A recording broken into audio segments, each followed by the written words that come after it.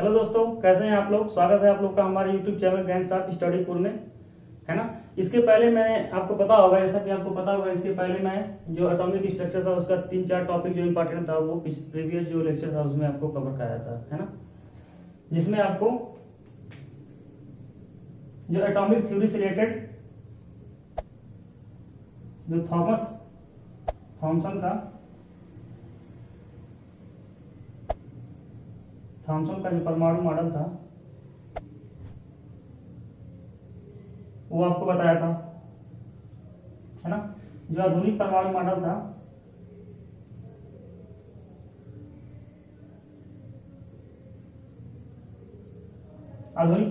था उसको मैंने इस टॉपिक में कवर कराया था। इसके बाद आपको इलेक्ट्रॉन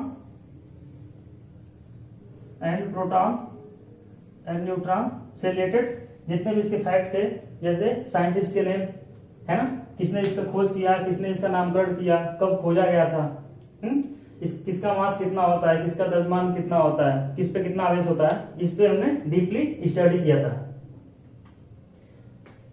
इसके बाद आपको मैंने आइसोटोप्स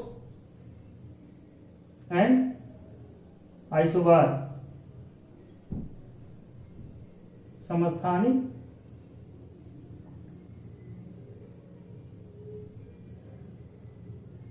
एंड समभारी के बारे में डिटेल में टॉपिक क्लियर करवाया था, ठीक है। तो इसी क्रम में चलते हैं। आज का जो टॉपिक है अपना,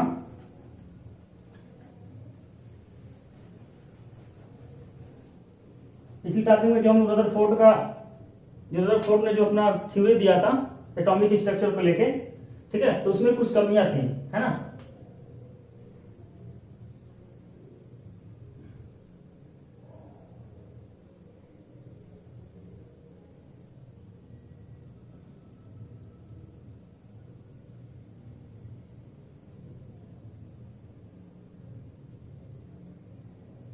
परमाणु मॉडल के दोष, कुछ कमियां थी। रदरफोर्ड ने जो अपना परमाणु मॉडल दिया था उसमें क्या था, कुछ कमियां थी, ड्रॉबैक थी।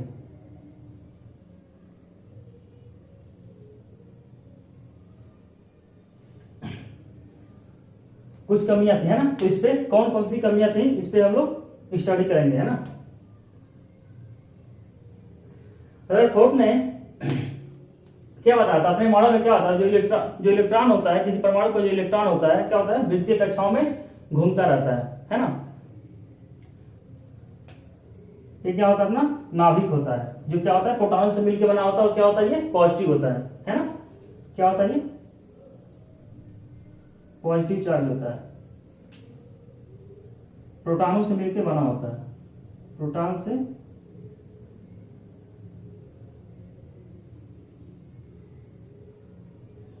ये सब तो मैं आपको पिछले लेक्चर में क्लियर कराया था फ्रेंड्स, है ना। नाभिक जो होता है क्या होता है, पॉजिटिव होता है, और जो इलेक्ट्रॉन होता है इसके बाहर जो वृत्तीय कक्षाएं होती हैं, जो ऑर्बिट्स होते हैं, उसमें क्या करती है, घूमती रहती है। ये क्या है, ऑर्बिट्स, कक्षा या सेल बोल सकते हैं इसको, है ना, सेल कोष या एनर्जी लेवल भी बोलते हैं, है ना, एनर्जी लेवल, ऊर्जा स्तर। क्या बताया रदरफोर्ड ने ये बताया था कि जो परमाणु का नाभिक होता है वो क्या होता है, पॉजिटिव होता है, और परमाणु जो एटम होता है उसका समस्त भार क्या होता है, इसके न्यूक्लियस में समावेशित होता है। और जो इलेक्ट्रॉन होता है क्या होता है, इसके बाहर जो वृत्तीय कक्षाएं होती हैं उसमें क्या होता है, गोल गोल चक्कर लगाता है। जो वृत्तीय कक्षाएं जो होती है उसमें क्या करता है, इलेक्ट्रॉन चक्कर लगाता है ना। ये उन्होंने बताया था। अच्छा, अब ये एक बात बताओ, आप अगर इलेक्ट्रॉन इस वृत्तीय कक्षा में चक्कर लगा रहा है तो क्या कुछ ना कुछ एनर्जी रिलीज करेगा, है ना। कुछ ना कुछ एनर्जी होगा जिसकी वजह से क्या करेगा, कंट्रीब्यूट मोशन करेगा, है ना। तो कुछ ना कुछ एनर्जी रिलीज करेगा। अगर एनर्जी रिलीज कर रहा है ना, अगर इलेक्ट्रॉन एनर्जी रिलीज कर रहा है,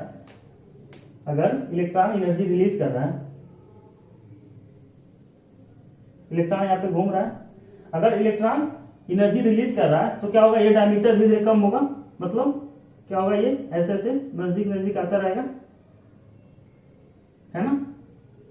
इसका रेडियस क्या होगा, छोटा होता रहेगा, होता जाएगा, होता जैसे एनर्जी इसकी डाउन होगी इसका रेडियस क्या हो जाएगा, जैसे एनर्जी इसकी क्या होगी, डाउन होगी, कम होगी, वैसे वैसे इसका जो रेडियस होगा क्या होगा, कम होता जाएगा, है ना। और इस समय क्या होगा, जो इलेक्ट्रॉन होगा क्या होगा, प्रोटॉन में नाभिक में गिर जाएगा, है ना। जैसे आपको पता है जो इलेक्ट्रॉन होता है उस पर क्या होता है, निगेटिव चार्ज होता है, जो प्रोटॉन होता है उस पर क्या होता है, पॉजिटिव चार्ज होता है। तो निगेटिव और पॉजिटिव मिलकर क्या करेंगे, एक दूसरे को कोलैप्स कर देंगे, क्या कर देंगे, कोलैप्स कर देंगे, है ना। तो क्या होगा, जो परमाणु होगा क्या हो जाएगा, वो अस्तित्व विहीन हो जाएगा, है ना। जो परमाणु होगा क्या हो जाएगा, वो अस्तित्व विहीन हो जाएगा, कोलैप्स हो जाएगा। तो इस चीज की व्याख्या इन्होंने नहीं कर पाई थी, किसने, रदरफोर्ड ने इस चीज की व्याख्या नहीं कर पाई थी।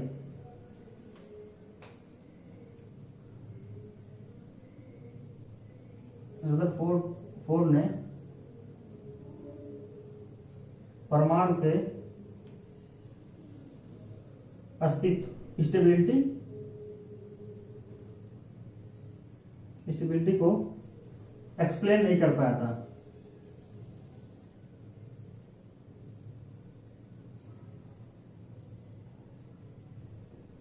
है ना। जब इलेक्ट्रॉन क्या कर रहा है, कंटिन्यू मूव कर रहा है तो कुछ ना कुछ एनर्जी बार बार क्या होगा, रिलीज होगा, तभी तो वो किसी ना किसी एनर्जी की वजह से ही तो वो घूम रहा है। तो ठीक है, जो बार बार घूम रहा है तो कुछ ना कुछ एनर्जी क्या होगा, उसका कम होगा, ठीक है। तो उसके रिगार्डिंग क्या होगा, एक टाइम ऐसा आएगा जो इलेक्ट्रॉन होगा नाभिक में गिर जाएगा, और क्या होगा, जो एटम है वो क्या हो जाएगा, कोलैप्स हो जाएगा, खत्म हो जाएगा, है ना। तो इस चीज को ये एक्सप्लेन नहीं कर पाए, तो ये क्या रही इनके मॉडल की सबसे बड़ी, ये क्या रही, ड्रॉबैक रही। दूसरा जो है, इन्होंने स्पेक्ट्रम की व्याख्या नहीं कर पाई थी, आगे आपको बताऊंगा स्पेक्ट्रम क्या होता है ना। इन्होंने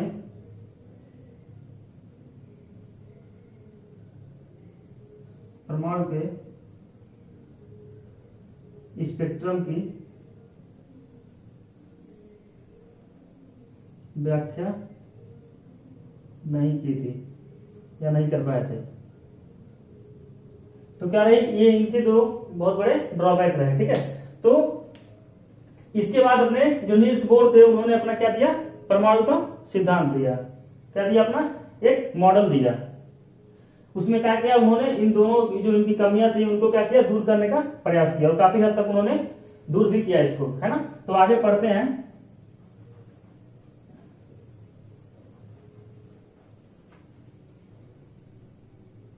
नील्स बोर के परमाणु मॉडल।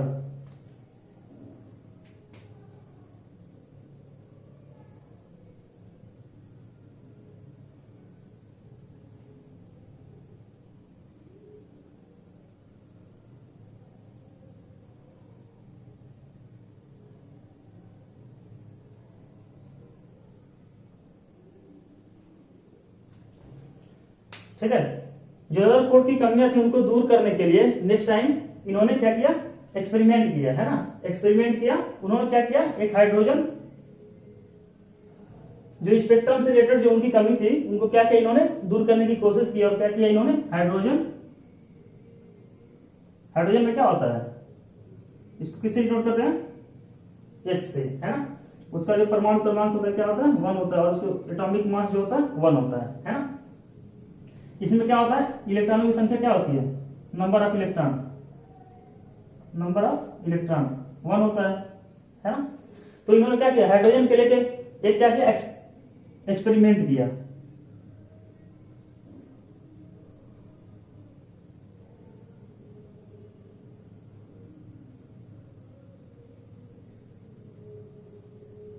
हाइड्रोजन के लेके क्या किया इन्होंने, एक एक्सपेरिमेंट किया।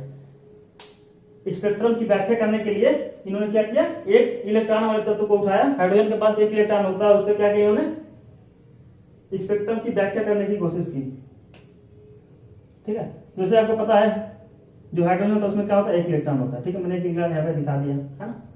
अब इन्होंने क्या किया, हाइड्रोजन को किसी सोर्स से एनर्जी देने की कोशिश की, ठीक है। एनर्जी देने, एनर्जी किसी फॉर्म में दे सकते हैं, क्या किया इन्होंने, अगर माना मैंने कि इसको क्या किया इन्होंने, हीट किया, ठीक है। हाइड्रोजन जो परमाणु था, एटम को उन्होंने हीट दिया, ठीक है। हीट क्या होता है, एनर्जी फॉर्म नहीं होता, एनर्जी का फॉर्म होता है। इन्होंने क्या किया, हीट किया, है ना। शायद दिख नहीं रहा होगा, मैं ऊपर ले देता हूं। हाइड्रोजन को क्या किया इन्होंने, हीट किया, एनर्जी दिया, है ना, एनर्जी दिया। तो ये इलेक्ट्रॉन है, क्या हुआ, एनर्जी इसको मिला,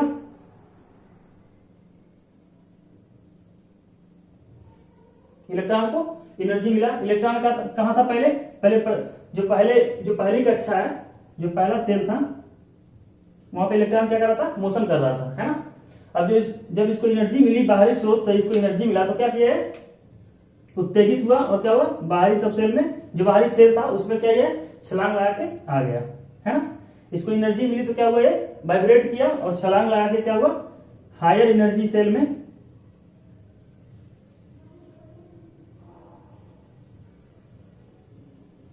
हायर एनर्जी लेवल में, इसको क्या बोल सकते हैं, उच्च ऊर्जा क्रम में क्या हुआ, छलांग लगा के चला गया। जैसे मान लो आप इसकी एनर्जी यहाँ पे कम थी, जब इसको हीट मिला एनर्जी बढ़ी, तो क्या हुआ, ये छलांग लगा के यहाँ पे आ गया, है ना। उस समय क्या किया, ये एनर्जी का क्या किया, एनर्जी को क्या किया, ग्रहण किया, एनर्जी का क्या किया, अवशोषण किया।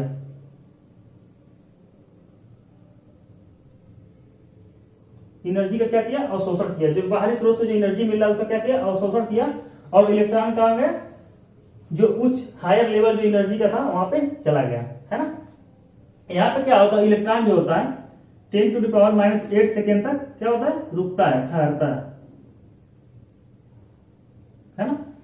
इस सेल में जो इलेक्ट्रॉन होता है 10⁻⁸ सेकेंड तक क्या होता है, ठहरता है।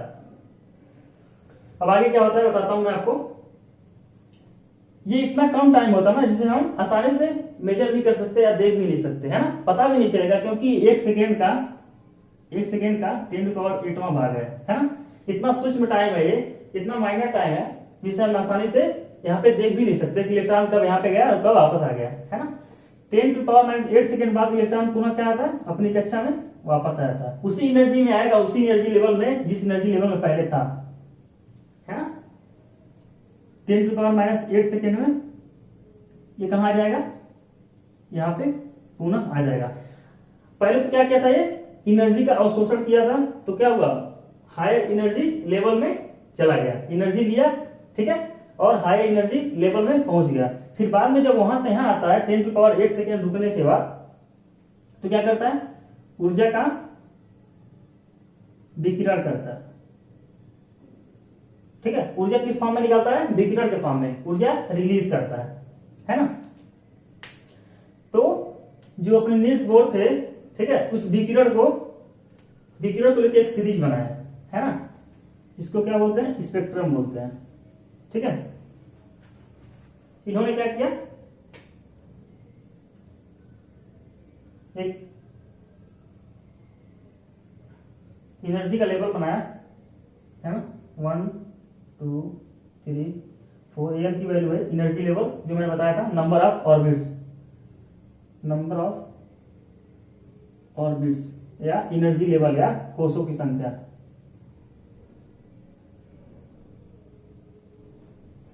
फोर 5 6 है ना।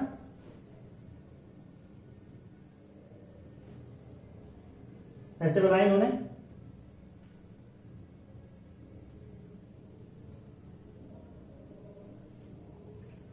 ठीक है।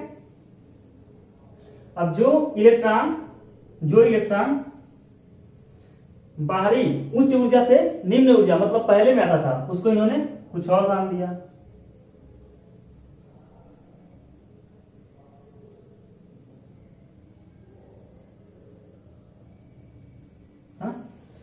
ये क्या है, हाई एनर्जी है, उच्च ऊर्जा लेवल है ना। ये क्या है, निम्न ऊर्जा लेवल। तो जो उच्च ऊर्जा लेवल से निम्न ऊर्जा लेवल के पहले ऑर्बिट में आता था, फर्स्ट ऑर्बिट में, ठीक है, उन्होंने इसको क्या कहा, लाइमन सीरीज। पहला क्या बोला, लाइमन श्रेणी, है ना। हालांकि ये कोर्स में नहीं है, लेकिन जब स्पेक्ट्रम की बात आ गई तो मैं सोचा आप कंफ्यूज हो गए, इसलिए थोड़ा सा इसको मैं बता देता हूँ। ठीक है, अब जो बाहरी सेल से दूसरे में आई, दूसरे कोष में आई, क्या इलेक्ट्रॉन, उसे उन्होंने क्या बोला, बामर श्रेणी, है ना। फिर जो आउटर सेल से एनर्जी लेवल से तीसरे में आया, उसको उन्होंने क्या बोला, पास्टल श्रेणी, है ना। फिर जो फोर्थ वाले में आया, फोर्थ एनर्जी लेवल में, हायर एनर्जी से फोर्थ लेवल में आया, उसको इन्होंने क्या नाम दिया, क्या नाम दिया, बताओ क्या नाम दिया, ब्रैकेट, ब्रैकेट श्रेणी, है ना। वैसे जो हाई एनर्जी 6 से 5 में आया, उसको इन्होंने क्या नाम दिया, फुंड, फुंड सीरीज श्रेणी, है ना। तो क्या किया इन्होंने, एक इलेक्ट्रॉन वाले एलिमेंट को लेकर अपनी जो कंसेप्ट था एक्सप्लेन किया उसको, है ना। ये भी इनकी एक कमी रही, क्योंकि ये मल्टी इलेक्ट्रॉन वाले एलिमेंट में ये चीज एक्सप्लेन नहीं कर पाए, है ना। आगे जब इसके बारे में पढ़ेंगे इनकी कमियों के बारे में, तो मैं आपको बताऊंगा कि इनकी कमियां थी। ठीक है, कि इन्होंने केवल एक इलेक्ट्रॉन वाले जो एलिमेंट थे उनको क्या किया, एक्सप्लेन किया स्पेक्ट्रम के थ्रू, है ना। लेकिन जिसमें मल्टी इलेक्ट्रॉन थे, मतलब एक से अधिक इलेक्ट्रॉन थे, उसको इन्होंने क्या किया, एक्सप्लेन नहीं कर पाया। तो इनकी मॉडल की क्या थी, ड्रॉबैक थी। ठीक है, अब इनके मॉडल के बारे में पढ़ेंगे हम। ये क्या है, अपना प्रोटॉन है, न्यूक्लियस है ना। ये क्या है, ऑर्बिट है ना फ्रेंड्स। क्या है, कक्षाएं। ठीक है, ये क्या है अपना नाभिक,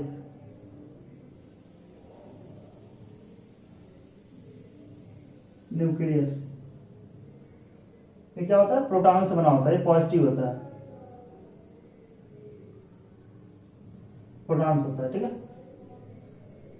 अगर बात करें इसकी, इनको क्या बोलेंगे, ठीक है, इनको क्या बोलेंगे, तो ये क्या है अपना सेल, कोष, सेल हिंदी में बोलते हैं उसको कोष, है ना। या इन्हें क्या बोल सकते हैं, ऑर्बिट, यानी कक्ष, है ना, ऑर्बिट, कक्ष या एनर्जी लेवल। कितने नाम है फ्रेंड्स, एनर्जी लेवल। ठीक है, कुछ भी बोल सकते हो आप, एनर्जी लेवल, ऊर्जा स्तर। ठीक है, इसको एन से डिनोट करते हैं। ठीक है, एन से डिनोट करते हैं। इन्होंने क्या बताया, इनका जो फर्स्ट पॉइंट था, इन्होंने क्या एक्सप्लेन किया, जो ऑर्बिट होता है ना, जो इलेक्ट्रॉन होता है नाभिक के चारों ओर वृत्त के कक्षाओं में क्या करता है, घूमता है। इलेक्ट्रॉन नाभिक के चारों ओर वृत्तीय कक्षाओं में घूमता है। ठीक है, जिसे एनर्जी लेवल कहते हैं, जिसे ऊर्जा स्तर कहते हैं।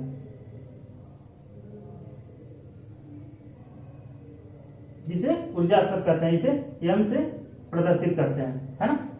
फर्स्ट पॉइंट ये था। दूसरा पॉइंट उन्होंने क्या बताया, दूसरा पॉइंट उन्होंने क्या बताया, जो इलेक्ट्रॉन होते हैं, है ना, जो इलेक्ट्रॉन होते हैं अपने एनर्जी लेवल वाले ऑर्बिट में ही क्या करते हैं, घूमते हैं। जो इलेक्ट्रॉन होते हैं, इलेक्ट्रॉन किसी एटम के जो इलेक्ट्रॉन होते हैं, इलेक्ट्रॉन अपनी ऊर्जा लेवल वाली कक्षाओं में या ऑर्बिट्स में ही घूमते हैं। क्या बताया इन्होंने, जो इलेक्ट्रॉन होते हैं, है ना, जो इलेक्ट्रॉन होते हैं उसी एनर्जी लेवल वाले ऑर्बिट्स में घूमते हैं, एनर्जी लेवल में घूमते हैं, जिनकी एनर्जी इस इलेक्ट्रॉन की एनर्जी की क्या होती है, इक्वल होती है। यानी इलेक्ट्रॉन की एनर्जी, ठीक है, इक्वल ऑर्बिट्स या एनर्जी लेवल, ठीक है। जो एनर्जी लेवल की जो ऊर्जा होगी, ऊर्जा का जो मान होगा, एनर्जी की जो वैल्यू होगी वो इलेक्ट्रॉन की वैल्यू के बराबर होगी, उसी ऑर्बिट में क्या करेगा, इलेक्ट्रॉन घूमेगा, है ना। थर्ड पॉइंट मैंने बताया, जो इलेक्ट्रॉन होता है ना, जो इलेक्ट्रॉन होता है जब इन वृत्तीय कक्षाओं में घूमता है, इलेक्ट्रॉन जो जब क्या करता है, इन वृत्तीय कक्षाओं में मूवमेंट करता है या घूमता है ना, तो उस समय न तो ये एनर्जी को क्या करता है, रिलीज करता है, और न ही एनर्जी को ग्रहण करता है ना। इस प्रकार जो इसकी एनर्जी होती है क्या होती है, अपरिवर्तित रहती है। इलेक्ट्रॉन जब ऑर्बिट्स में चक्कर लगाता है तब उसके ऊर्जा में कोई परिवर्तन नहीं होता। इसका मतलब क्या है, परिवर्तन नहीं होता, इसका मतलब क्या है फ्रेंड्स, बताओ क्या है। जब इलेक्ट्रॉन है इस एनर्जी लेवल में घूम रहा है, इस ऑर्बिट में घूम रहा है ना, तो उस क्रम में, उस टाइम में इसकी एनर्जी में कोई परिवर्तन नहीं हो रहा है। इसका मतलब क्या है, इसकी एनर्जी क्या है, संरक्षित है ना। इस चीज को जो अपने रदरफोर्ड थे उन्होंने अपने परमाणु मॉडल में एक्सप्लेन नहीं कर पाया था, ठीक है, इस स्टेबिलिटी को उन्होंने नहीं बता पाया था, क्योंकि इस चीज को वो एक्सप्लेन नहीं कर पाए थे कि जो इलेक्ट्रॉन होता है घूमता है तो क्या करता है, एनर्जी रिलीज करता है या ग्रहण करता है ना। तो इस चीज को वो एक्सप्लेन करने में असमर्थ रहे, जिससे उन जो इलेक्ट्रॉन है उसकी स्टेबिलिटी के बारे में, इन्होंने एटम के स्टेबिलिटी के बारे में एक्सप्लेन नहीं कर पाए, है ना। तो उनकी सबसे बड़ी क्या थी, ड्रॉबैक थी, उस चीज को नील्स बोर ने, है ना, दूर किया। जो फोर्थ है, जो इलेक्ट्रॉन ऑर्बिट्स में घूमते हैं तो जो उनका कोणीय संवेग होता है, कोणीय संवेग, इलेक्ट्रॉन की कोणीय संवेग, है ना, कोणीय संवेग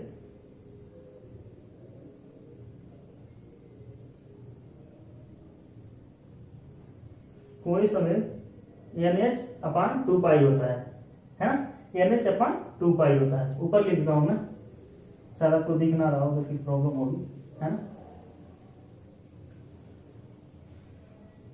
फोर्थ था, इलेक्ट्रॉन का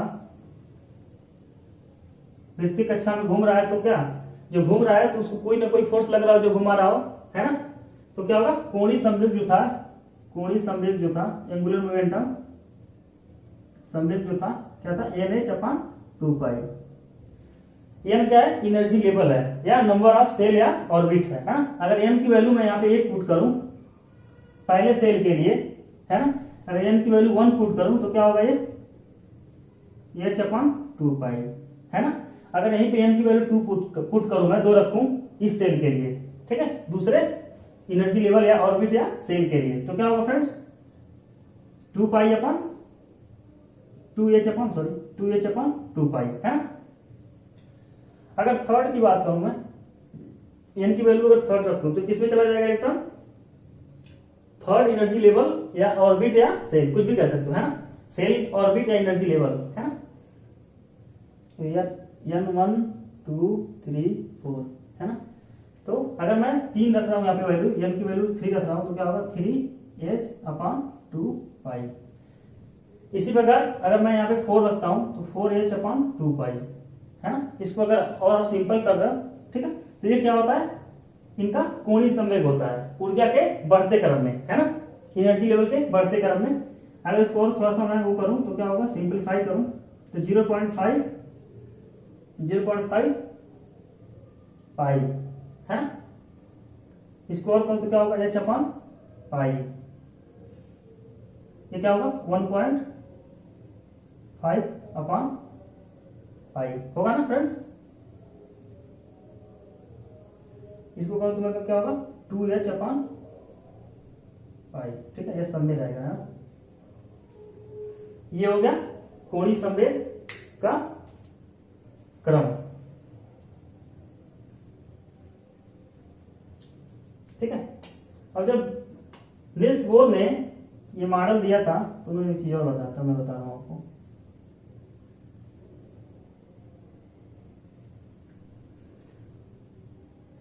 जो फर्स्ट ऑर्बिट होता है ना, जो फर्स्ट ऑर्बिट होता है उसका मान क्या बता दें इन्होंने, के, है ना। जो सेकेंड होता है उसकी नाम क्या बताता है इन्होंने, एल, थर्ड का एम और एन, ठीक है। आगे ऐसे ही बढ़ता जाएगा, ओ आगे ऐसे बढ़ता जाएगा ना। के की जो न्यूमेरिक वैल्यू होती है क्या होती है, के क्या होता है, फर्स्ट ऑर्बिट होता है, तो एन की वैल्यू यहाँ पे क्या होती है 1, ठीक है। तो यहाँ पे क्या लिख सकते हैं 1, इसको 2 एंड इसको 3 एंड 4, ठीक है, ऐसे ही बढ़ता जाएगा। इन्होंने ये चीज क्या किया, एक्सप्लेन किया, है ना। इतना चीज क्या किया ना, एक्सप्लेन किया, ठीक है। जो पांचवा पॉइंट था इनका,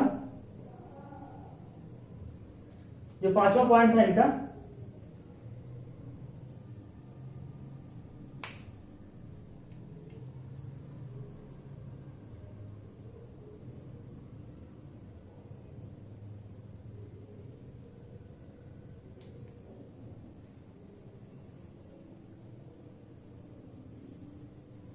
जो पांचवा पॉइंट था इन्होंने क्या बताया, जब इलेक्ट्रॉन, इससे पहले मैं आपको बता चुका हूं, ठीक है, एक्सप्लेन कर चुका हूं ऑलरेडी। जब इलेक्ट्रॉन क्या करता है, बाहर से उसको एनर्जी मिलता है, एनर्जी जब अवशोषित करता है, जब इलेक्ट्रॉन एनर्जी अवशोषित करता है तो क्या होता है, उच्च ऊर्जा स्तर में चला जाता है। उच्च ऊर्जा स्तर में, जैसे यहाँ पे इलेक्ट्रॉन, इसको एनर्जी मिली, यहां से मिला, ठीक है, तो क्या होगा, छलांग लगा के किसी अपने से अधिक हायर जो लेवल वाला जो सेल होगा उसमें चला जाएगा। मान लिया मैं यहाँ पे आ गया इलेक्ट्रॉन, ठीक है।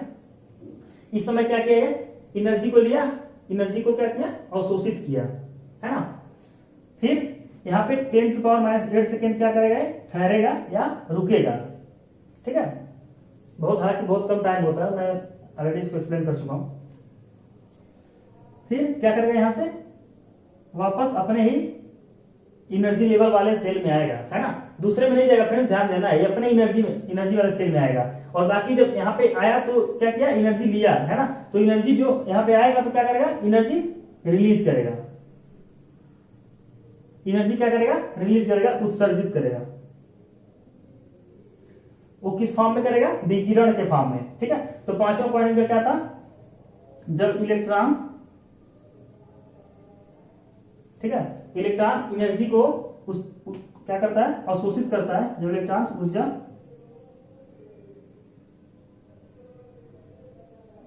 अवशोषित करता है,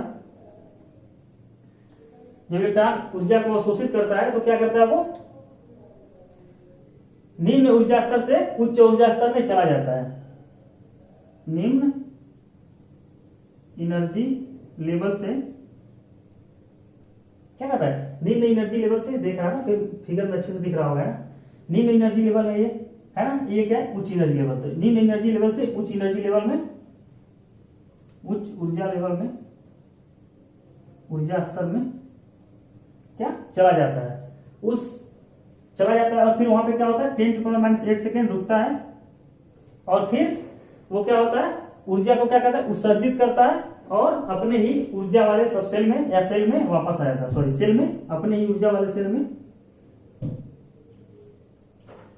अपने ही ऊर्जा वाले सेल में, कोष में या एनर्जी लेवल में क्या होता है, वापस आ जाता है ना फ्रेंड्स। तो ये था अपने नील्स बोर का परमाणु मॉडल, जिन्होंने अपना 5.5 व्यू दिया था इसमें, है ना, जो मैं आपको ऑलरेडी बता चुका हूं, ठीक है। यहाँ पे 1 की वैल्यू क्या होगी, जो न्यूमेरिक वैल्यू होगी, n = 1 ऑर्बिट है तो उसका मान वो क्या होगा, डिनोट किसको करें, k से, ठीक है। 2 वाले को l से, 3 वाले को m से, और 4 वाले को n से, ठीक है। ये चीज याद रखना फ्रेंड्स, हाँ। इसकी कुछ ड्रॉबैक थे, ठीक है। नील्स बोर ने भी वो काफी हद तक प्रयास किया जो रदरफोर्ड की कमियों को दूर करने के लिए, लेकिन इनकी मॉडल में भी कुछ कमियां थी, है ना। मैं आज उसको बता रहा हूं आपको क्या कमियां थी इनके परमाणु मॉडल में। हालांकि काफी अच्छे लेवल तक इन्होंने एटम को एक्सप्लेन किया था, है ना, बहुत अच्छे लेवल तक एटम को एक्सप्लेन किया था। तो जो नियम था इन्होंने 1913 में दिया था, ये नियम हमने पढ़ लिया अच्छे से, है ना। अब इसके ड्रॉबैक के बारे में पढ़ेंगे, क्या इनके नियम जो नियम दिए थे इसमें क्या इनका कमियां थी, इनकी क्या कमियां थी। अगर बात करें कमियां की, ड्रॉबैक की, ड्रॉबैक क्या बोलते हैं इनको, दोष या कमियां।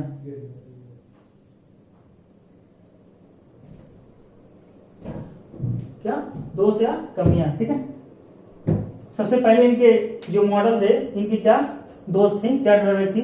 तो सबसे पहले क्या ड्रॉबैक था, इनका जो परमाणु मॉडल था, इनका जो परमाणु मॉडल था उससे केवल एक इलेक्ट्रॉन वाले एलिमेंट की, एक इलेक्ट्रॉन वाले परमाणु की स्पेक्ट्रम की व्याख्या की जा सकती थी, ठीक है। इस मॉडल से एक इलेक्ट्रॉन वाले परमाणु के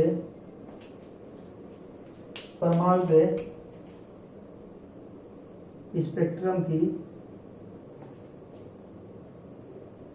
व्याख्या की जा सकती है। मतलब यहीं पे असफल हो गए, क्योंकि इन्होंने ऐसा लॉ दिया, ऐसा इन्होंने कंसेप्ट बताया जिससे केवल एक इलेक्ट्रॉन वाले, अर्थात जिस एलिमेंट में केवल एक इलेक्ट्रॉन होंगे उसी के स्पेक्ट्रम को क्या कर सकते हैं, हम एक्सप्लेन कर सकते हैं। अगर हमें कोई मल्टी इलेक्ट्रॉन वाला अगर कोई एलिमेंट मिल जाता तो उसको हम उसके स्पेक्ट्रम को क्या एक्सप्लेन नहीं कर सकते। क्या नील्स के बोर के जो परमाणु मॉडल थे, जैसे इन्होंने क्या किया, हाइड्रोजन के लेके, हाइड्रोजन में एक इलेक्ट्रॉन होता है, सिंगल एक इलेक्ट्रॉन होता है, तो उसको लेके इन्होंने स्पेक्ट्रम को व्याख्या कर दिया, स्पेक्ट्रम की व्याख्या कर दिया। जबकि अगर हाइड्रोजन से ऊपर हम जाए, अगर हीलियम की बात करें इसमें क्या होता है, 2 इलेक्ट्रॉन होता है, लिथियम की बात करें इसमें 3 इलेक्ट्रॉन होता है, ठीक है।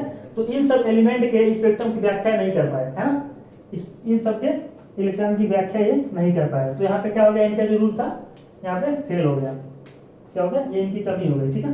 अगर दूसरे की बात करें, है ना, अगर दूसरे की बात करें, दूसरी कमी क्या थी, यह सिद्धांत या यह मॉडल हाइजेनबर्ग के अनिश्चितता सिद्धांत के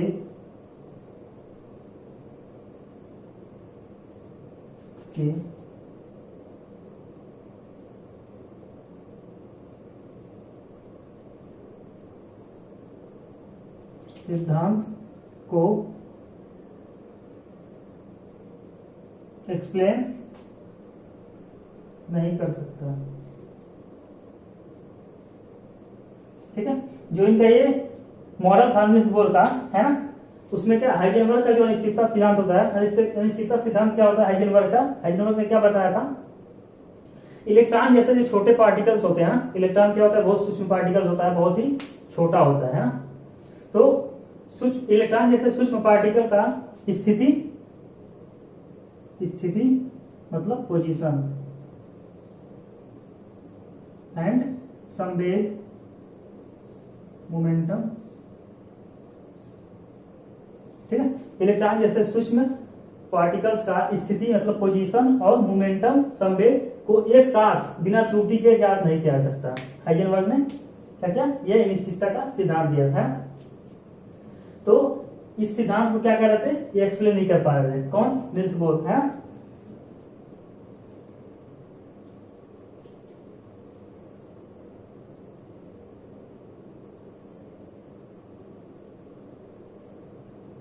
ठीक है। अगर थर्ड देखें, है ना, अगर थर्ड इनकी कमी देखें, इलेक्ट्रॉन का जो ड्यूल नेचर होता है, इलेक्ट्रॉन का क्या होता है, ड्यूल नेचर, इलेक्ट्रॉन का क्या होता है, इलेक्ट्रॉन का जो ड्यूल नेचर होता है, क्या बोलते हैं उसको, द्वैती प्रकृति, मतलब डबल नेचर, है ना। जो इलेक्ट्रॉन का ड्यूल नेचर है, इस मॉडल द्वारा इलेक्ट्रॉन के ड्यूल नेचर मतलब द्वैती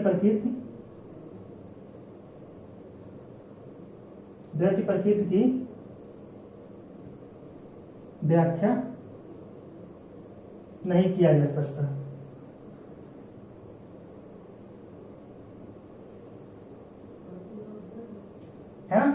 इस मॉडल के द्वारा इलेक्ट्रॉन के जो ड्यूल नेचर होता है उसकी व्याख्या नहीं किया जा सकता है ना फ्रेंड।